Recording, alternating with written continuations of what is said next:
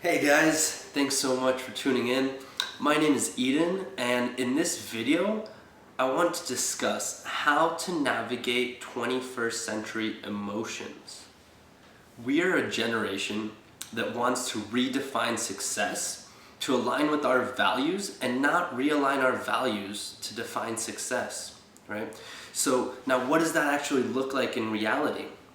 Well, according to LinkedIn's latest workplace culture report, 86% of millennials would consider taking a pay cut to work at a company whose mission and values align with their own.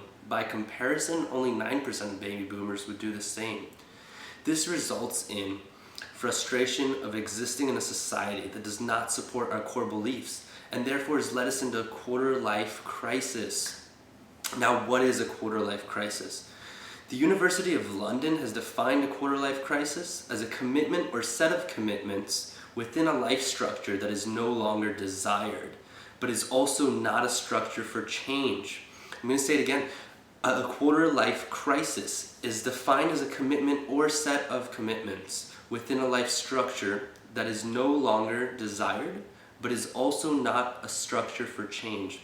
And simply put, we've been born into a reality that is not the one we want, yet just the fact that we don't want it is not a structure for change. Change requires a global shift in mindset, right? I mean, just shifts things up here, and a global shift begins with the individual, with you, with me.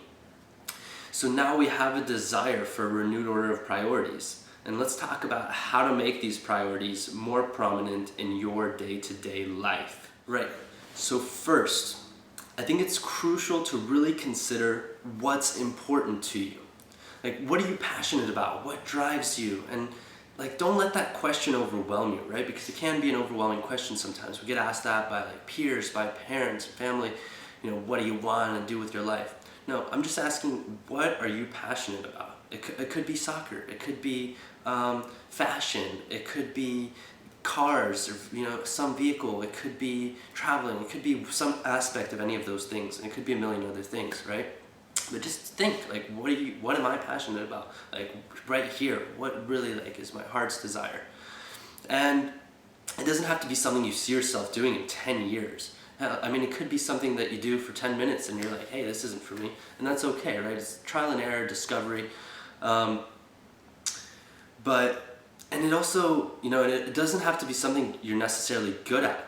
Even if you're not good at something, if you're passionate about it, you can become good at it. I mean, that passion will drive you to become good at that thing, okay?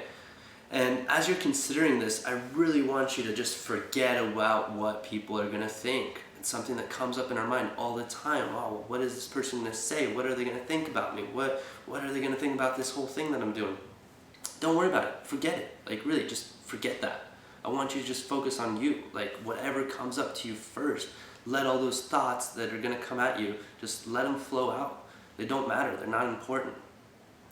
Just think for yourself, what is important, what am I passionate about, and what drives me, okay? Okay, so number 2, I think time management is key. I mean, it's so increasingly easy to get caught up scrolling on social media or binging a season, of The Office. Distractions are everywhere, and they're so easy to find because you don't even need to look for them. I mean, they're right there. Distractions are everywhere. They're plentiful. I want you to start to notice them, pay attention to them when they're happening, and then divert your attention in directions that actually help further you and your goals and what's really important to you. And also important though is don't beat yourself up about it. If you want to watch an episode of something, or you want to check in on social media and see what your friends are up to, that's okay, do it. Enjoy yourself, splurge. But just make sure that it's not taking up all of your spare time. Really important. Now, the third thing I want to talk about, and guys, this is probably the most important thing, really pay attention, listen close. So not setting yourself up for failure. I think this is important because in so many ways we're really setting ourselves up to not succeed. And I know you're thinking what? No, of course I want to succeed. Yeah, me too, I get it. We all want to succeed, but we're actually inevitably setting ourselves up not to succeed. Because here's the thing, we're so used to instant gratification that if we don't become an overnight success, we get so discouraged. And you made 5 blog posts and only got 10 reads, you know, that's okay. Or you posted 12 pictures on Instagram and National Geographic hasn't offered you a sponsorship yet, that's also okay. Really, it's okay even if you posted 50 or 100 pictures, it's okay. These things take time, and I think nowadays we set ourselves up with these short-term goals, these like short-term, really big goals. Like I want to start $1 million company in a year, or I want to, travel the world and pay for it all through online work within the next 2 months. It's like, what? I get it. Like this world is flourishing, and there's so many opportunities, but just don't get overwhelmed by it, and don't set yourself up for failure by setting up these goals. I'm all about shooting for the moon, but if you land on the clouds, that's okay too. Really, don't get disappointed.